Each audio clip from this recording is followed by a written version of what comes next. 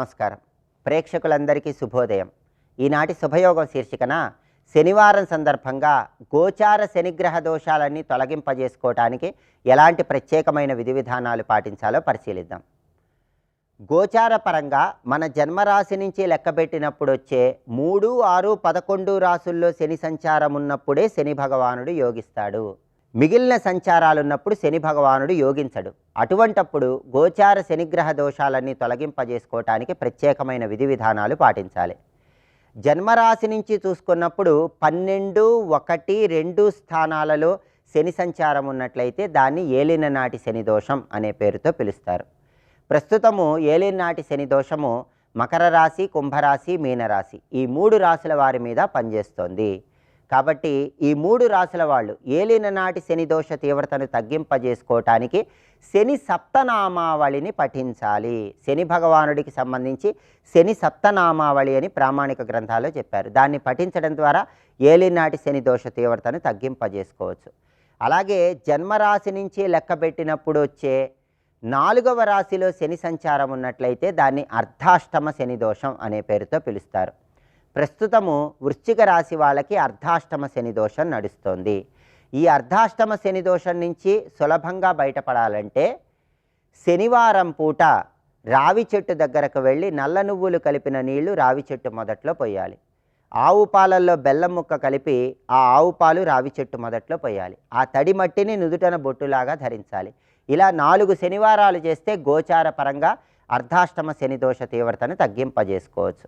అలాగే జన్మరాశి నుంచి లెక్కబెట్టినప్పుడు వచ్చే 8వ రాశిలో శని సంచారం నడుస్తూ ఉన్నట్లయితే దాన్ని అష్టమ శని దోషం అనే పేరుతో పిలుస్తారు. ప్రస్తుతము కర్కాటక రాశి వాళ్ళకి అష్టమ శని దోషం నడుస్తోంది. అష్టమ శని దోషాన్ని సంపూర్ణంగా పోగొట్టే శక్తి గోపూజకు ఉందని ప్రామాణిక గ్రంథాల్లో చెప్పారు. అందుకే శనివారం గోపూజ చేస్తే అష్టమ శని దోషం తొలగిపోతుంది. గోవు తోకకు పసుపు రాసి కుంకుమ బొట్లు పెట్టడం, గోమాతకు ఆహారం తినిపించడం, నువ్వులు బెల్లం కలిపి ప్రత్యేకంగా గోమాతకు ఆహారంగా తినిపించడం ద్వారా, గోవుకు ప్రదక్షిణలు చేయటం ద్వారా అష్టమ శని దోషం నుంచి సులభంగా బయటపడవచ్చు. అలాగే జన్మరాశి నుంచి లెక్కబెట్టినప్పుడు వచ్చే 10వ రాశిలో శని సంచారం నడుస్తూ ఉన్నట్లయితే దాన్ని కంటక శని దోషం అనే పేరుతో పిలుస్తారు. ప్రస్తుతము వృషభ రాశి వాళ్ళకి కంటక శని దోషం నడుస్తోంది. ఈ కంటక శని దోషం ఉన్నప్పుడు వృత్తిపరంగా అనేక రకాలైన ఒడిదుడుకులు వస్తూ ఉంటాయి. ఉద్యోగంలో కానీ వ్యాపారంలో కానీ అవరోధాలు ఎక్కువగా ఉంటాయి. ఈ కంటక శని దోషాన్ని పోగొట్టుకోవటానికి శనివారం పూట వెంకటేశ్వర స్వామి ఆలయ దర్శనం చేయటం, వెంకటేశ్వర స్వామికి తులసి మాలికను సమర్పించటం, గృహంలో పిండి దీపాలు వెంకటేశ్వర స్వామి దగ్గర వెలిగించడం ద్వారా ఈ కంటక శని దోష తీవ్రతను తగ్గింపజేసుకోవచ్చు. అలాగే జన్మరాశి నుంచి లెక్కబెట్టినప్పుడు వచ్చే 7వ రాశిలో శని సంచారం నడుస్తూ ఉన్నట్లయితే దాన్ని సప్తమ శని దోషం అనే పేరుతో పిలుస్తారు. ప్రస్తుతం సింహరాశి వాళ్ళకి సప్తమ శని దోషం నడుస్తుంది. సప్తమ శని దోషం ఉన్నప్పుడు వివాహం నిశ్చయం కావటం ఆలస్యం అవుతుంది, కుటుంబ కలహాలు ఎక్కువగా ఉంటాయి. ఈ సప్తమ శని దోషాన్ని పోగొట్టుకోవటానికి 7 శనివారాల వ్రతాన్ని ఆచరించాలి.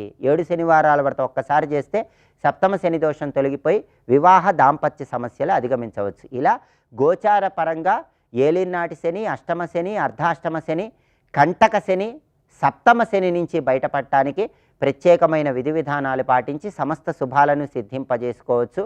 ఎటువంటి గోచార శని దోషం ఉన్నా సరే దాన్ని పోగొట్టే శక్తి నువ్వుల దానానికి ఉంటుంది. అందుకే 1.25 కేజీ నల్ల నువ్వులు, 1 ఇనుప మేకు, కొద్దిగా దూది, 1/2 కిలో పెసరపప్పు వీటన్నిటిని నలుపు రంగు వస్త్రంలో మూటగట్టి శనివారం శనిహోరలో దానం ఇచ్చుకోవటం ద్వారా ఎటువంటి గోచార శనిగ్రహ దోషాలైనా తొలగింపజేసుకొని శని భగవానుడిని సులభంగా ప్రసన్నం చేసుకోవచ్చు.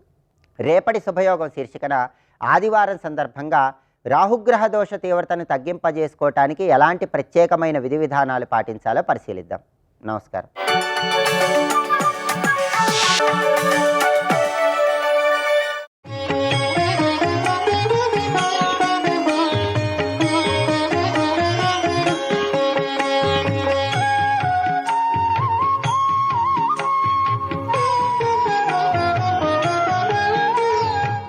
ఒక పెద్ద నయాగరా జలపాతం చూసి వచ్చి అది చూడని వాడికి చెప్పేటప్పుడు నేను జలపాతం చూశాను అంత బాగుందండి అంటే ఎలా ఉంటుంది అని అడిగాడు అనుకోండి, అంటే ఫోటో తీసి చూపించడాలు వదిలేయండి, వీడికి వర్ణించి చెప్పేటప్పుడు వాడు పడే అవస్థ చూడాలి.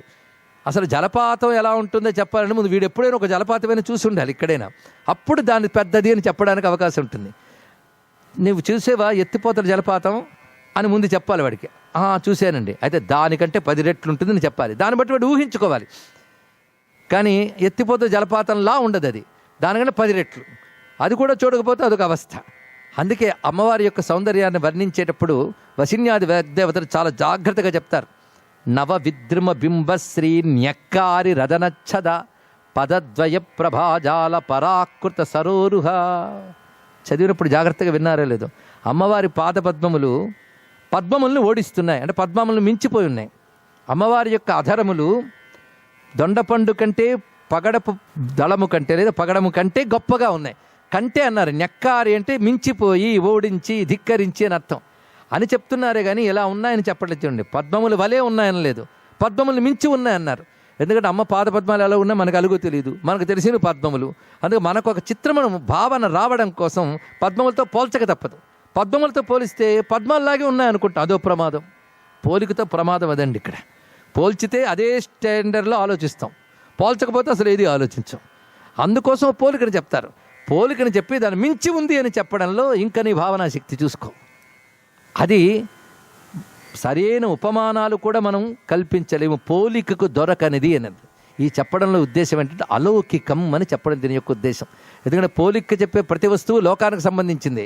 అమ్మవారు లోకాతీత, గుణాతీత, సర్వాతీత. ఆయన తత్వాన్ని పోలికకు దొరకదు అంటే అలౌకికం. కనుక అమ్మవారి రూపాన్ని చూసిన ప్రతిసారి గుర్తుపెట్టుకోవాల్సింది అలౌకికం, అలౌకికం. అందుకే లౌకికమైన దేహముల వలె భావించరాదు. మానవులు మాంస శరీరాలు, ప్రకృతిలో జీవులు మాంస శరీరాలు, అమ్మవారి దివ్య దేహం మంత్ర శరీరం. మనకు మాంస శరీరాలు, దేవత మంత్ర శరీరం.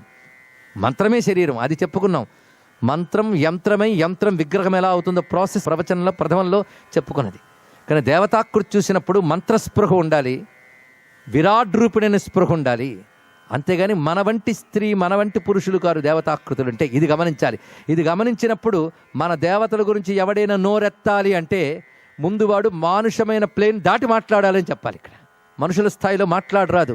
అందుకే హిందూ దేవతల గురించి మాట్లాడే హక్కు ఈ శాస్త్రజ్ఞానం లేని వాళ్ళకి లేదండి, తెలుసుకోండి. వాళ్ళు కామెంట్ చేయడానికి అర్హత లేదు. దేవతలు వారు, హరిహరుల గురించి నువ్వు మానవుల్లా మాట్లాడతావా? వాళ్ళ స్థాయి వేరు. అలాగే దేవతాకృతి అంటే అమ్మ విగ్రహం చూడగానే స్త్రీ భావన కలగదు. శక్తి మంత్రరూపిణి, విరాట్ రూపిణి. కనుక అమ్మ విశ్వవిగ్రహ, విశ్వమే శరీరం. ఎటువంటి స్వరూపం? మంత్రమే శరీరం. మంత్ర శరీరిని, విశ్వ శరీరిని. మంత్రముగా, విశ్వముగా, విశ్వాతీతగా ఉన్నది అమ్మవారికి. ఈ భావనతో పరిశీలించాలి. మొత్తానికి అటువంటి తల్లిని పోల్చి చెప్పడానికి కూడా ప్రపంచంలో వస్తువుల్లో లోకాతీత అని చెప్తూ త్వదీయం సౌందర్యం తుహినగిరి కన్యే తులయుతుం కవీంద్రా కల్పంతే కథమపి విరించి ప్రభృతయః యదా లోకౌత్సుఖ్యాదమరలలనాయాంతి మనసా తపోభిర్దుష్ప్రాపామపి గిరిశ సాయుజ్య పదవీం. ఒక విశేషమైన భావాన్ని శంకర భగవత్పాల్ వారు ఇందులో చెప్తున్నారు. అమ్మవారి సౌందర్యాన్ని వర్ణించి చెప్పడం కోసం కవిత్వంలో పోలికలు చెప్పడం ఉంటుంది, ఉపమానాలు ఇవన్నీ. అలాగే వాళ్ళు తులయుతం పోల్చి చెప్పడం కోసం చాలా కష్టపడ్డారు కవీంద్రులు, కవిశ్రేష్ఠులు. కవులంటే ఎవరండి? వాళ్ళు మళ్ళీ మానుషమైన వారు కారు. అమ్మవారి గురించి వర్ణించిన కవుల్లో మొట్టమొదటి కవి బ్రహ్మదేవుడు. బ్రహ్మ నుంచి వచ్చిన మొదటి కవిత్వం వేదం. వేదం పరతత్వాన్ని చెప్తోంది, పరతత్వం ఇక సగుణ నిర్గుణ స్వరూపాన్ని చెప్తున్నది. కానీ బ్రహ్మ వేదము ద్వారా చెప్తున్నాడు. ఆ చెప్పేటప్పుడు ఆయన తపస్సుతో దాన్ని దర్శించి వర్ణించి చెప్పాడు. మరొక కవీంద్రులు ఎవరున్నారంటే వశిన్యాది వాగ్దేవతలు. వాళ్ళు గొప్ప కవులు. భగవత్పాదుల వారు ఇందులో అటువంటి కవులు అని అనేక చోట్ల చెప్తారు. ఆయన దృష్టిలో వశిన్యాది వాగ్దేవతల్ని తెలియజేస్తున్నారు. వాళ్ళు కథమపి కల్పంతే, చాలా కష్టం మీద కొన్ని పోలికలు చెప్పారు. బ్రహ్మదేవుడు మొదలుకొని వశిన్యాది వాగ్దేవతలు, ఇత్యాదులు లేదా ఋషులు, వారి గురించి మాట్లాడాలి. కవులంటే మామూలు పోయిట్స్ కారు. వాళ్ళు ఎలాంటి కల్పనలు కష్టపడి చేశారంటే ఇందాక మనం అదే ఉదాహరణ చెప్పుకున్నాం. పదద్వయ ప్రభాజాల పరాకృత సరోరుహ. ఆ పోలిక చెప్పడం కోసం వాళ్ళు పడ్డ కష్టం అంతా ఇంత కాదు. ఎంత కష్టం ఎందుకు పడ్డారంటే మన కోసం. మనకి ఇలా చెప్తే కానీ అర్థం కాదు. అందుకు పోలిక చెప్పారు వాళ్ళు. వాళ్ళు పొందిన అనుభూతిని వర్ణించడం కోసం మాటల్లోకి తెచ్చి పోలికలు చెప్పి ఇంత ప్రయాసపడ్డారు వారు. అయినా అది అందుకోవడం కష్టము. ఎందుకంటే మనస్సుకి మాటకి అందనిదే కదా అమ్మ యొక్క తత్వము. అది చెప్తున్నారు ఇక్కడ. యతో వాచో నివర్తంతే అప్రాప్య మనసా సహా మనసా నమునతే. అదే మనోవాక్కులకు అందనిది అని చెప్పడం దీని యొక్క ఉద్దేశం. మనోవాక్కులకు అందని వస్తువు ఏదైనా ఉందంటే పరబ్రహ్మ వస్తువే. అమ్మవారు పరబ్రహ్మ వస్తువే అని చెప్పడం దీని యొక్క తాత్పర్యం అండి. అయితే సౌందర్యంలో గొప్పగా ఉండాలనుకునే వాళ్ళు అందులో గొప్పవారిని ఆదర్శంగా తీసుకుంటారు. అంతే కదా, ఎవరు ఏ ఫీల్డ్లో ఉంటే ఆ ఫీల్డ్లో గొప్పవాళ్ళని చూసుకుంటారు. క్రికెట్లో ఉంటే దానిలో గొప్పవాళ్ళు, మనం ఏ రంగంలో ఉంటే ఆ రంగంలో గొప్పవాళ్ళని తీసుకుంటాం. అలాగే అప్సరసులు మొదలైన దేవకాంతలు, అమరలనాహ దేవకాంతలు, శచీదేవి మొదలైన వారు. దేవకాంతలు అనగానే మనకు తెలుస్తోంది మనుష్యుల కంటే గొప్పవారు దేవతలు. మన శరీరాలు పంచభూత మాలిన్యాలతో వికారాలతోన్నది, వాళ్ళు కేవలం తేజస్ శరీరులు. అందుకే దేవకాంతల సౌందర్యం చాలా విశేషం. అలాంటి దేవకాంతలు అమ్మవారి యొక్క స్వరూపాన్ని చూడాలనుకుంటారట. వాళ్ళకు కూడా అలభ్యం అన్నారు ఇక్కడ. వాళ్ళు ఏం చేస్తారు అంటే అటువంటి సౌందర్యాన్ని వాళ్ళు తెలుసుకోవడానికి చేస్తున్నది ఏమిటంటే గిరిశ సాయుజ్య పదవి మనసా యాంతి. ఆ పరమేశ్వరునితో సాయుధ్యాన్ని భావనతో పొందుతారు వాళ్ళు. ఎంత గొప్ప మాట చెప్పారు. అయితే పరమేశ్వర సాయుధ్యం అంత తేలిక. తపోభిర్దుష్ప్రాప, తపస్సులతో కూడా లభ్యం కాదు భగవత్ సాయుధ్యం. సాయుధ్యం అంటే చెప్పుకున్నాం భగవత్ తాదాత్మ్యం, ఐక్యం. భగవదైక్యం అనేటటువంటిది తపస్సులతో కూడా లభ్యం కాదు. తపస్సు ఒక అధికారమే, కానీ తపస్సు నేరుగా ఇవ్వదు.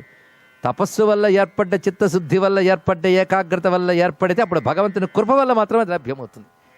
అందుకే గిరిశ సాయుధ్య పదవి, శివ సాయుధ్య పదవి అనేటువంటిది తపస్సులకు కూడా లభ్యం కాదు. అలాంటి దాన్ని దేవకాంతలు మనసా భావన చేస్తున్నారు అన్నారు. అంటే గిరిశ సాయుధ్యాన్ని, శివునితో సాయుధ్యాన్ని మనసా భావన చేసి అమ్మవారి యొక్క సౌందర్యాన్ని తెలుసుకోవడానికి ప్రయత్నిస్తున్నారు అన్నారు. ఇందులో చెప్పిన గొప్ప విశేషం ఏంటంటే అమ్మవారి యొక్క సౌందర్యం తెలుసుకోవాలంటే గిరిశ సాయుధ్య పదవిని భజిస్తేనే లభ్యమవుతుంది. అంటే శివ సాయుధ్యాన్ని పొందగలిగితేనే అమ్మవారి సౌందర్యం తెలుస్తుంది. శ్రీ లలితా మహాత్రిపుర సుందరీ పరాభట్టారిక శ్రీమద్ రాజరాజేశ్వరీ పరదేవతకి.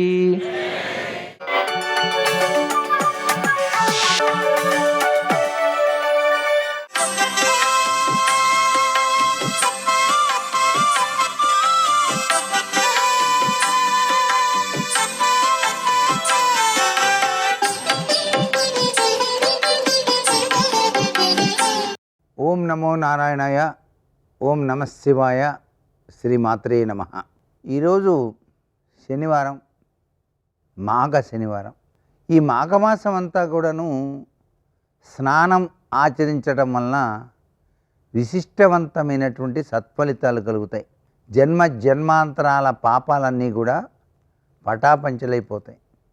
అయితే ఇక్కడ గుర్తుపెట్టుకోవాల్సిన గొప్ప విషయం ఏంటంటే మీరు స్నానం ఆచరించేటప్పుడు శనివారం నాడు కొద్దిగా నువ్వులు నీటిలో వేసుకొని గనక స్నానం ఆచరించినట్లయితే మీ యొక్క గ్రహచార రీత్యా సంభవించేటువంటి శనిగ్రహ దోషాల నుంచి బయటపడటానికి కూడాను ఆస్కారం ఎక్కువగా ఉంటుంది. అలాగే నువ్వులు దానం చేయటం, మీరు మొట్టమొదటిసారిగా భోజనం చేసినప్పుడు ఆ భోజనంలో మొట్టమొదటి ముద్దను కాకికి సమర్పించటం, ఇవన్నీ కూడాను గ్రహచార రీత్యా సంభవించేటువంటి పెక్కు ఉపద్రవాల నుంచి మన్ని రక్షింపజేయటానికి ఆస్కారం ఉంటుంది.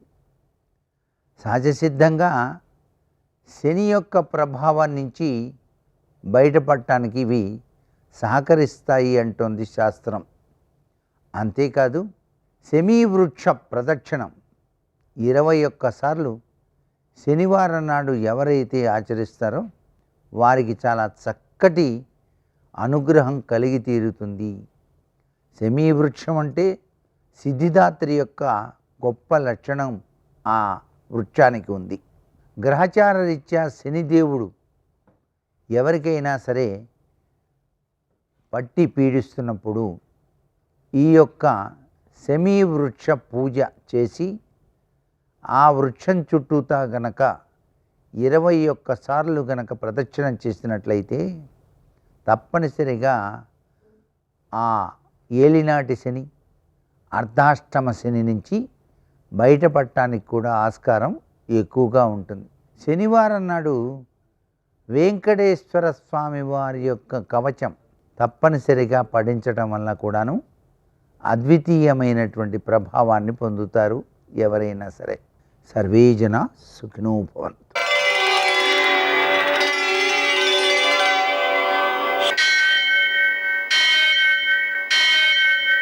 సహస్రశీరుషం దేవం విశ్వాక్షం విశ్వశంభువం విశ్వం నారాయణం దేవమక్షరం పరమం పదం విశ్వతః పరమాం నిత్యం విశ్వం నారాయణగుం హరిం విశ్వమేవేదం పురుషస్తద్విశ్వముపజీవతి పతిం విశ్వస్యాత్మేశ్వరం శాశ్వతం శివమచ్యుతం నారాయణం మహాజ్ఞేయం విశ్వాత్మానం పరాయణం.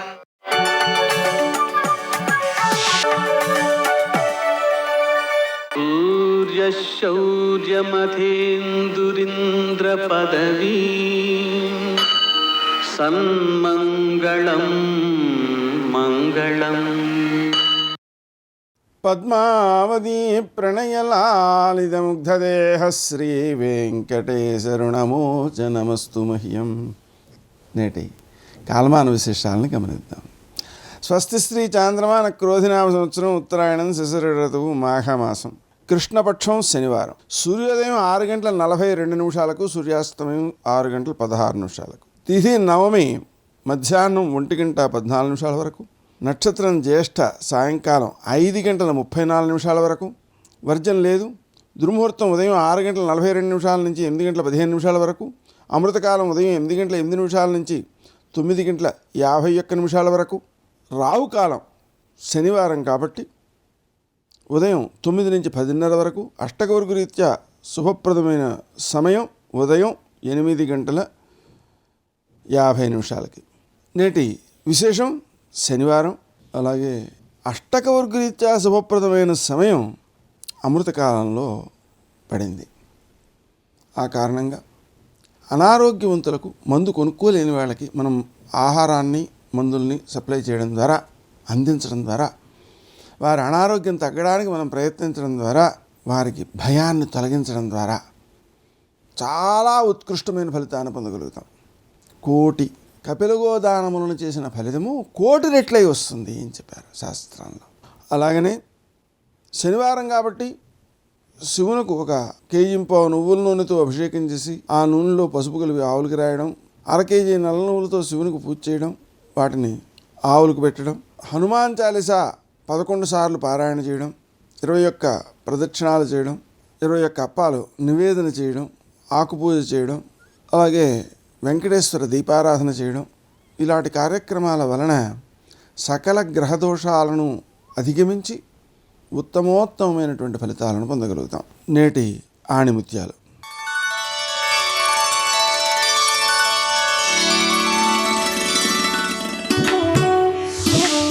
అందమైన జీవితం వెతికితే దొరకదు, మనం నిర్మిస్తే తయారవుతుంది.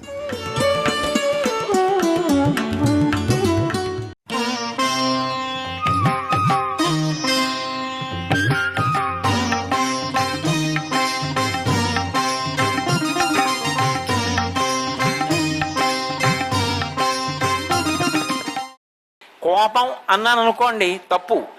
ఏమిటి నాకు ఈ దిక్కుమాలిన కోపం, అస్తమానం నాకు కోపం వస్తుంది, నాకు ఈ కోపం పోదా అసలు అని నా కోపం మీద కోపం వచ్చింది అనుకోండి, అప్పుడు ఆ కోపం పోవాలని కోరకూడదు, ఆ కోపం ఉండాలి. అది ఉత్తమ కోపం. కాబట్టి ఉండి లేనిది అవుతుంది, ఉండి ఉత్తమ గుణం అవుతుంది. ఎప్పుడు ఒకప్పుడు దుర్గుణంగా ఉన్నది ఒకప్పుడు సుగుణం అవుతుంది. అలా ఎప్పుడు మారుతుంది జీవితం అంటే సమస్తము ఈశ్వరుని యందు న్యాసమైనప్పుడు. అలా ఆయన నిర్హేతుకమైన కృపని చూపించాడు ఒకప్పుడు సమస్త ప్రాణికోటి యందు. వీళ్ళకి షడూర్ములు ఉన్నాయి. షడూర్ములంటే ఆకలి, ఆకలి దప్పిక, ఈ రెండు భరించడం విశేషమైనటువంటి కష్టం. సంస్కృతంలో ఏది అసలు అలవాటు పడడం, దేన్ని ఉపాసనలోకి తెచ్చుకోవడం, ఏది గుణముగా ప్రకాశించడం చాలా కష్టమో దాన్ని క్షకారంతో ప్రయోగిస్తారు. క్షమ అన్నాను అనుకోండి, ఓర్పు. ఓర్పుతో ఉండడం అంత తేలిక కాదు. కనపడ్డ ప్రతివాడి మీద కలియబడిపోవడానికి అహంకారం ఉంటే చాలు. నా అంతవాడిని నేను, వాడికేం తెలుసని తిరగబడిపోతుంటాడు. కానీ నాకేం తెలుసండి అని ఓర్పు పట్టాలనుకోండి, ఎంతో వినయం ఉండాలి. ఆ వినయం అంత తొందరగా వచ్చేస్తే ఇంకే. అందుకు కదా శంకర భగవత్పాదులు షట్పది చేస్తూ అవినయమపనయ విష్ణోహో అని మొదలుపెట్టారు. క్షమ, క్షుత్. క్షుత్ అంటే ఆకలి, అది అంత తేలిక కాదు. అలాగే క్షుధ, దాహం వేసిందనుకోండి, అంత తేలిక కాదు ఓర్చుకోవడం. అటువంటి షడూర్ములలో ఒకటైనటువంటి ఆకలి చేత ప్రాణులన్నీ బాధపడుతున్నాయి. ఎంతమందికి ఎన్నిసార్లు అన్నం పెడతారు? అందుకే సూర్యనారాయణమూర్తి చేసినటువంటి మహోపకారం ఏమిటంటే కొన్నిటికి ఓషధీ తత్వాన్ని కటాక్షించాడు. ఓషధి అంటే అది ఒకసారి తిన్నంత మాత్రం చేత ఆకలి అనబడేటటువంటి రోగాన్ని పరిమారుస్తుంది. 2, అది కొద్దిగా మిగిలే అనుకోండి, మళ్ళీ తీసుకెళ్లి భూమిలో పెడితే అపారంగా మళ్ళీ పెరుగుతుంది. అలా పెరగగలిగినది, లోపల ఆకలి అనేటటువంటి వ్యాధిని పోగొట్టగలిగినది ఏది ఉన్నదో దానికి ఓషధి అని పేరు. ఉదాహరణకి ధాన్యం ఉన్నాయనుకోండి, దంపుకుని బియ్యం చేసుకుని తిన్నాం అనుకోండి, అన్నం వండుకొని, ఆకలి తీరుతుంది, శక్తిగా మారుతుంది. ఏది కనపడితే అది తిన్నాం అనుకోండి, అతిసారం వస్తుంది, ప్రమాదం వస్తుంది.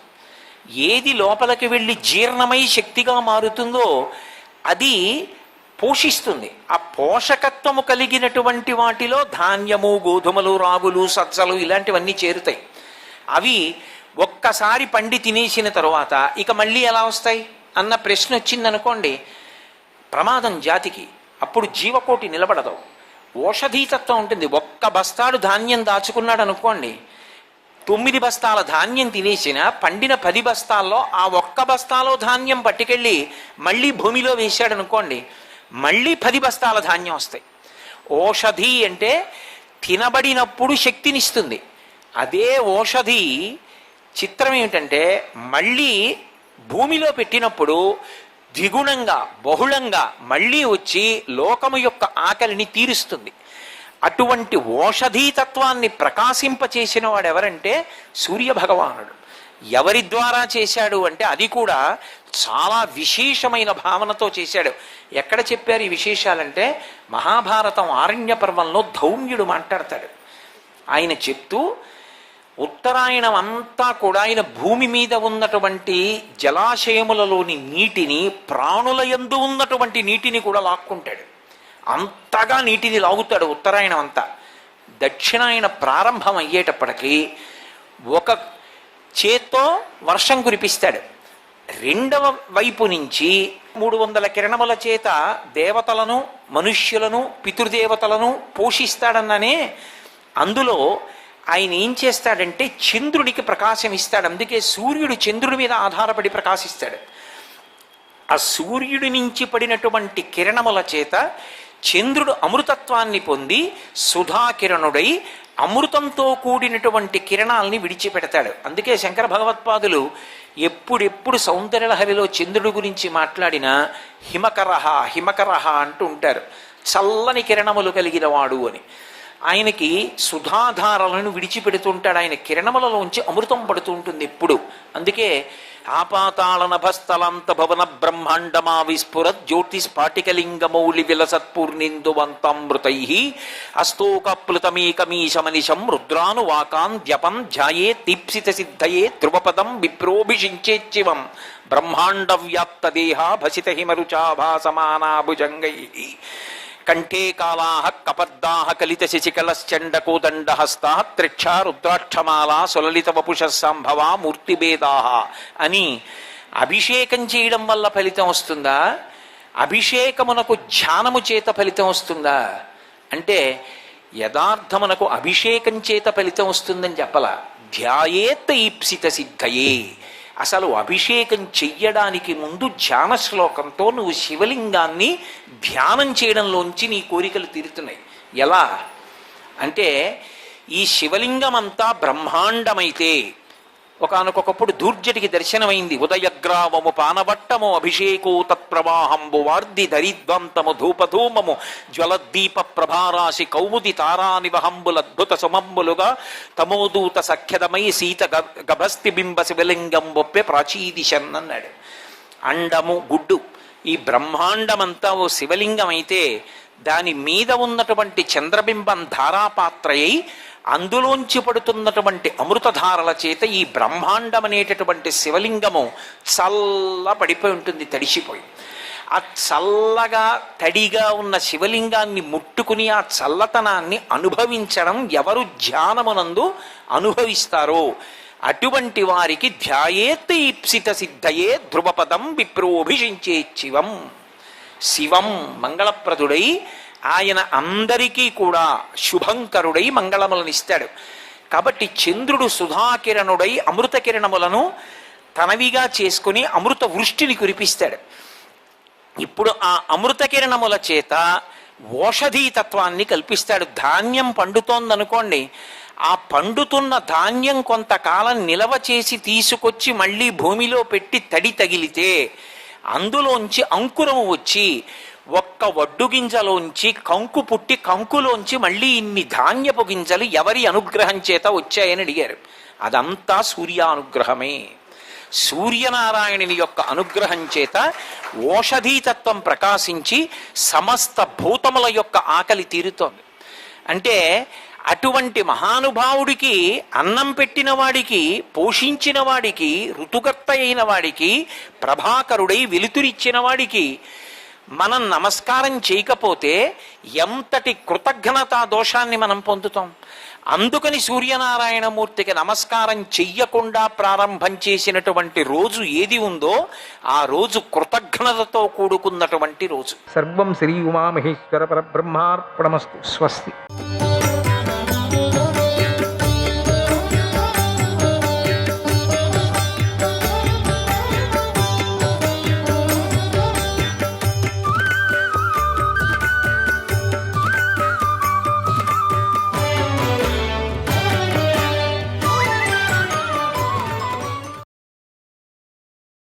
कर्मणा लिप्यते जन्तुः कर्मणा लिप्यते जन्तुः वाचा च मनसापि च वाचा च मनसापि च.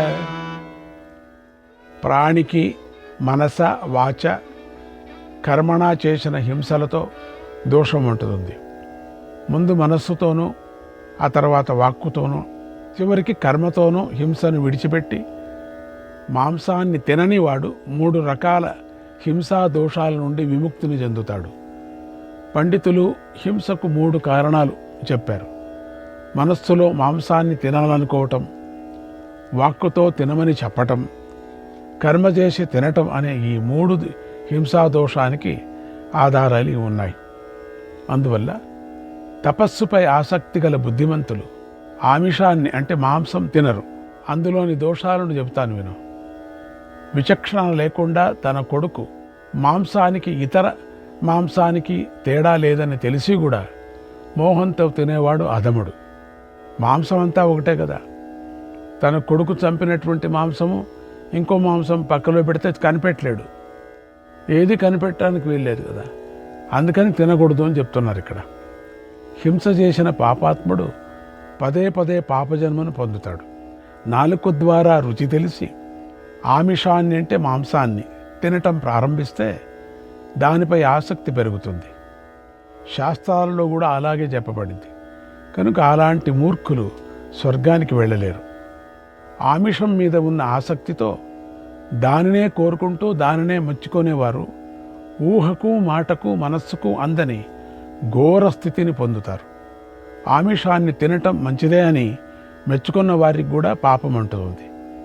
ఎందరో సజ్జనులు సత్పురుషులైతే తమ మాంసంతోనే శిబి లాంటి వారు ఇతరుల మాంసాలను రక్షించారు.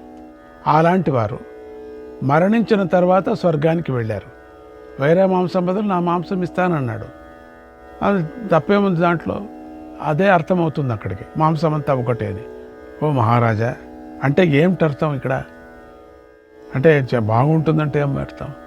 నువ్వు దాళ్ళని నరకలేవు అని అర్థం. ఎందుకంటే నీకు స్వార్థం కదా. అందుకని ఓ మహారాజా ఈ విధంగా 4 రకాలుగా ఆవరించి ఉన్నటువంటి అహింసా స్వరూపాన్ని నీకు చెప్పాను. అది సర్వధర్మ సంహిత అన్నాడు భీష్ముడు. శ్రీకృష్ణాయ పరమాత్మనే నమః. 115వ అధ్యాయం. ధర్మరాజు భీష్ముడిని ఇలా అడుగుతున్నాడు, ఓ పితామహ, అహింసయే పరమధర్మమని నువ్వు ఎన్నో విధాలుగా చెప్పావు. మాంసాన్ని భక్షించే విషయంలో గల ధర్మ సంశయాన్ని తీర్చు.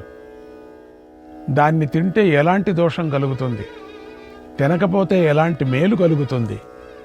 ఒకడు చంపి తింటాడు, ఇంకొకడు ఇతరులు ఇచ్చిన మాంసాన్ని తింటాడు. నేను తినను కానీ ఇతరులు తినటానికే అని ఇంకొకడు జంతువధ చేస్తాడు. ఒకడు కొనుక్కొని తింటాడు. ఇలాంటి వారికి ఎలాంటి ఫలం దక్కుతుంది? ఓ పుణ్యాత్ముడా, ఈ విషయంలోని తత్వం చెప్పు. మనిషి ఆయస్సును ఎలా పొందుతాడు? ఎలా బలవంతుడవుతాడు? ఎలా అంగవైకల్యం లేనివాడవుతాడు? మంచి శుభలక్షణాలు గలవాడ ఎలా అవుతాడు అని అడిగాడు. భీష్ముడు ఇలా చెప్పాడు, ఓ రాజా, మాంసాన్ని తినకపోవటం వల్ల కలిగే ఫలం, దాని విషయంలో ఆచరించవలసిన ఉత్తమ విధిని చెబుతున్నాను విను.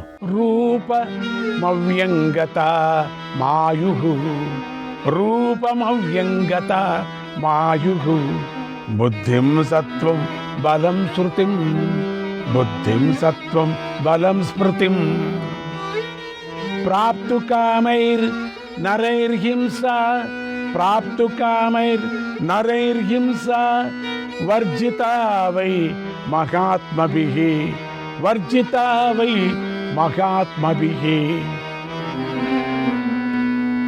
ఇది ఒక మంత్రం కదా, ఇది అబద్ధం కాదు కదా, పరమాత్ముడు నోటి నుంచి వచ్చింది.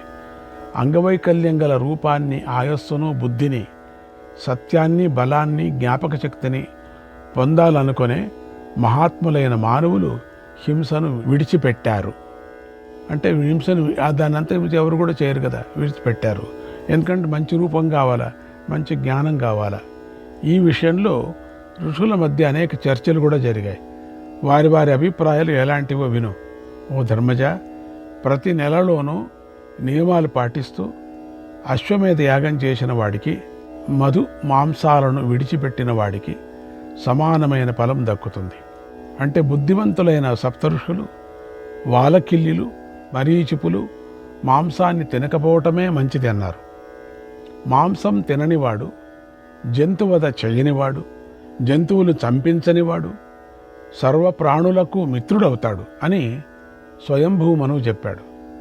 మాంసాన్ని విడిచిపెట్టిన వాడిని ఏ ప్రాణి తిరస్కరించదు.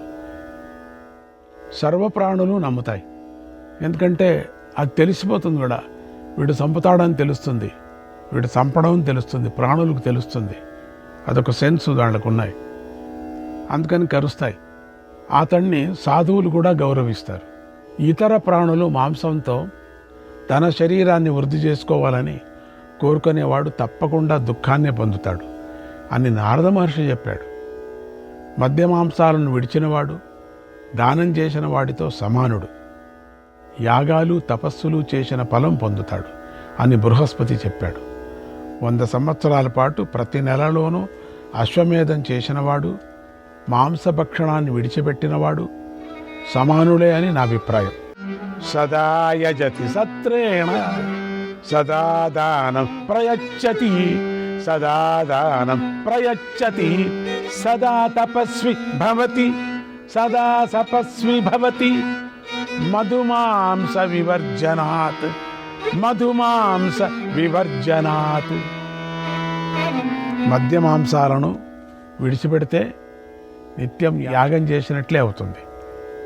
యాగం చాలామంది చేయలేదనుకుంటారు. మద్య మాంసం వదిలేస్తే యాగం చేసినట్లే అని నారద మహర్షి చెప్పాడు. నిత్యం దానం చేసినట్లే అవుతుంది అన్నారు. మనం తపన పడాల్సిన పనే లేదు.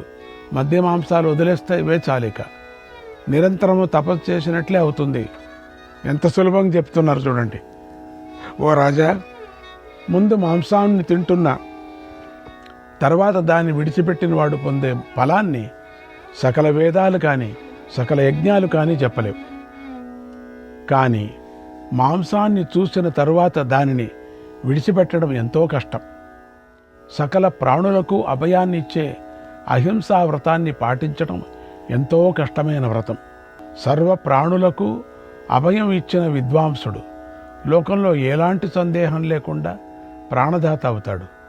ఈ విధంగా బుద్ధిమంతులు అహింసా వ్రతాన్ని పరమధర్మంగా చెప్పారు.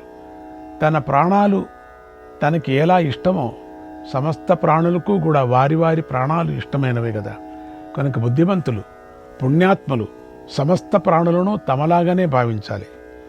పాపాత్మల చేత చంపబడే ప్రాణులకు కూడా భయం ఉంటుంది కదా. పైగా అవి ఏ రోగము లేకుండా ఉంటాయి, ఏ తప్పు చేయకుండా ఉంటాయి. ధర్మస్యాయతనం శ్రేష్టం, ధర్మస్యాయతనం శ్రేష్టం, స్వర్గస్య చ సుఖస్య చ, స్వర్గస్య చ సుఖస్య చ. కనుక ఓ మహారాజా, మాంసాన్ని విడిచిపెట్టడం ధర్మానికి, స్వర్గప్రాప్తికి, సుఖసిద్ధిని ఉత్తమ సాధనమై ఉంది. అహింసా పరమో ధర్మగ, అహింసా పరమో ధర్మగ, తథాహింసా పరం తపగ, తథాహింసా పరం తపగ. అహింసా పరమం సత్యం, అహింసా పరమం సత్యం, యతో ధర్మః ప్రవర్తతే, యతో ధర్మః ప్రవర్తతే. అహింసయే పరమధర్మం, అహింసయే పరమతపస్సు, అహింసయే పరమసత్యం. ఆ అహింస నుండే ధర్మం ప్రవర్తిస్తుంది. మాంసం గడ్డి నుండి కానీ, కట్టె నుండి కానీ, రాతి నుండి కానీ లభించదు. ప్రాణిని చంపితేనే మాంసం లభిస్తుంది కదా. కనుక మాంసాన్ని తినటం దోషం, తినకూడదు. ఎందుకంటే ప్రాణిని హింసగా ఒక ప్రాణం పోతుంది కదా. ఇప్పుడు నువ్వు మళ్ళీ ఇంకో అటువంటి ప్రాణం మళ్ళీ నువ్వు సృష్టి చేయలేవే కదా. అదే గడ్డి తీసుకొని మళ్ళీ గడ్డి పక్కలో వేయచ్చు. దైవయజ్ఞ, పితృయజ్ఞాలు ఆచరించిన తరువాత యజ్ఞంలో మిగిలిన అమృతాన్ని భుజించే దేవతలు సత్యవంతులను గ్రహించు. ఇప్పుడు మాంసభక్షణం చేసే రాక్షసులు మోసగాళ్ళు, అసత్యపారాయణులు అని గ్రహించు. రాజా, మాంసాన్ని తిననివాడు భీకర అరణ్యాలలో కానీ, దుర్గమ వనాల్లో కానీ, రాత్రి కానీ, పగలు కానీ భయపడడు. ఉభయ సంధ్యాలలో కానీ, కూడళ్లలో కానీ, సభలలో కానీ ఎదుటివాడు ఆయుధం ఎత్తినా కానీ భయపడడు. జంతు భయమో సర్పభయమో కలిగినప్పుడు కానీ, ఇతరుల వల్ల కానీ భయపడడు. అతడు సర్వప్రాణులకు శరణు ఇస్తాడు. సర్వప్రాణులు నమ్మదగినవాడు అవుతాడు. అతడు ఎవరికీ ఉద్వేగాన్ని కలిగించడు, ఎవరి వల్ల ఉద్వేగాన్ని పొందడు. తినేవాడు లేకపోతే చంపేవాడే ఉండడు కదా. వ్యవసాయానికి వస్తాడు వాడు, వేరే వ్యాపారం పెట్టుకుంటాడు, కట్టెలు అమ్ముకుంటాడు. మాంసం తినకూడనిది అని నిర్ణయించుకుంటే ఇక హింసే ఉండదు కదా. హింసించిన వాడి ఆయస్సును అతడు చేసిన పాపం హరిస్తుంది. కనుక తన శ్రేయస్సు కోరుకునేవాడు మాంసభక్షణాన్ని విడిచిపెట్టాలి. ప్రాణులను హింసిస్తూ భయంకరంగా సంచరించే ప్రాణులు తమకై రక్షకుణ్ణి పొందలేవు. అలాగే ప్రాణులను హింసించే మనిషి కూడా పాముల్లాగా, జంతువుల్లాగా ఇతర వల్ల కలత చెందుతాడు. అతడికి రక్షకుడే ఉండడు. మనుష్యులకు లోభం వల్ల, బుద్ధిమోహం వల్ల బలాన్ని, శక్తిని పొందాలని, పాపులతో మైత్రి చేయాలని, అధర్మంగా జీవించాలని ఆసక్తి కలుగుతూ ఉంటుంది. ఇతరుల మాంసంతో తాను వృద్ధి చెందాలని అనుకునేవాడు ఎక్కడ పుట్టినా కూడా కలతపడుతూనే ఉంటాడు. నియమాలను పాటించే మహర్షులు మాత్రం ధనాన్ని, కీర్తిని, ఆయస్సును, స్వర్గాన్ని పొందాలంటే మాంసభక్షణాన్ని విడిచిపెట్టడమే మంచిది అని చెప్పారు. కౌంతేయ, పూర్వం మార్కండేయ మహర్షి చెప్పగా నేను మాంసభక్షణలోని దోషాలను విన్నాను. బ్రతకాలనుకున్న ప్రాణులను చంపి లేదా స్వయంగా మరణించిన జంతువుల మాంసాన్ని తినేవాడికి తాను వాటిని చంపకపోయినా చంపిన దోషం వస్తుంది. కొంతమంది వాదన ఏంటంటే అవంతకవే చచ్చిపోతాయి కదా, నేమేం చంపం కదా, ఆ తినొచ్చు అని. ఆ మాంసం తిన్నా కూడా చంపిన దోషమే వస్తుందని చెప్పారు. మార్కండేయ మహర్షి చెప్పాడు, మాంసాన్ని తినకుండా ఇహలోకంలో సమస్త ప్రాణులపై దయచూపేవాడిని ఏ ప్రాణి తిరస్కరించదు. అతడు రోగరహితుడై చిరంజీవి అవుతాడు. సువర్ణదానం కన్నా, గోదానం కన్నా, భూదానం కన్నా మాంసాన్ని తినకపోవటమే విశిష్ట ధర్మం. ఇంకేమిటండి మీకు? ఆ దానం ఈ దానం చేయలేదన్నాం కదా మొన్న. మాంసాన్ని తినకపోవటమే విశిష్టమైన ధర్మం. నేను ఈ మాటనే విన్నాను. మార్కండేయుడు చెప్తున్నాడు, మాంసాన్ని తినేవారి కోసం పశుహత్య చేసేవాడు మనుష్యులలో అధముడు. మాంసాన్ని తినేవాడి కన్నా ఎక్కువ పాపం వధించిన వాడికే చెందుతుంది. అంతే. మాంసం మీద ఆశతో మూర్ఖుడై యాగాది వైదిక మార్గాల పేరుతో ప్రాణిహింస చేసేవాడు కూడా అధముడు. అధముడు అధముడు అధముడు నరవాడు. అటువంటి వాడు నరకాన్ని పొందుతాడు. ముందు మాంసం తినే అలవాటున్న తర్వాత దాన్ని విడిచిపెట్టిన వాడికి గొప్ప ధర్మఫలం లభిస్తుంది. అతడు పాప విముక్తుడవుతాడు. ఈ విషయంలో బ్రహ్మదేవుడు చెప్పినది, ప్రాచీన ఋషులు అంగీకరించినది, వేదాలలో చెప్పబడినదైనా మరొక ప్రమాణం చెబుతున్నాను విను. ఇక సంతానాన్ని కోరే మానవుల కోసమే ఇలా ప్రవృత్తి రూప ధర్మాన్ని చెప్పారు. మోక్షార్థులైన వారికి మాత్రం కాదు. తాను ఏ ఉపద్రవాలు లేనివాడిగా జీవించాలని అనుకున్నవాడు జంతు మాంసభక్షణాన్ని పూర్తిగా విడిచిపెట్టాలి. ఇది అందరూ గమనించవలసిన విషయం. పూర్వం పెద్దలు ఏం చేశారో గ్రహించండి.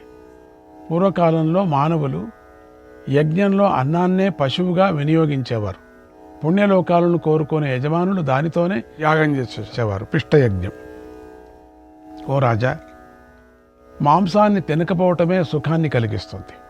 నిండు 100 సంవత్సరాలు కఠోరమైన తపస్సు చేసినవాడు, మాంసాన్ని విడిచినవాడు ఇద్దరూ సమానమే అని నా అభిప్రాయం.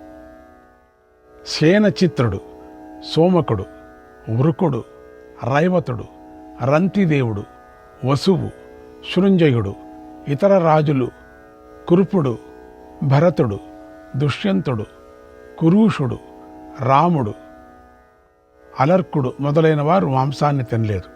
నరుడు, విరూపాశ్వుడు, నిమి, జనకుడు, పురూరవుడు, పృథువు, వీరసేనుడు, ఇక్ష్వాకుడు, శంభువు, శ్వేతసాగరుడు, అజుడు, దుందువు, సుబాహువు, హర్యశ్చుడు, క్షుపుడు, భరతుడు మొదలైన రాజులు ఇంకా ఇతర రాజులు కూడా మాంసాన్ని తినకుండా ఉత్తమ కీర్తిని సంపాదించుకున్నారు. వాళ్ళెవరూ తినలేదు మాంసం.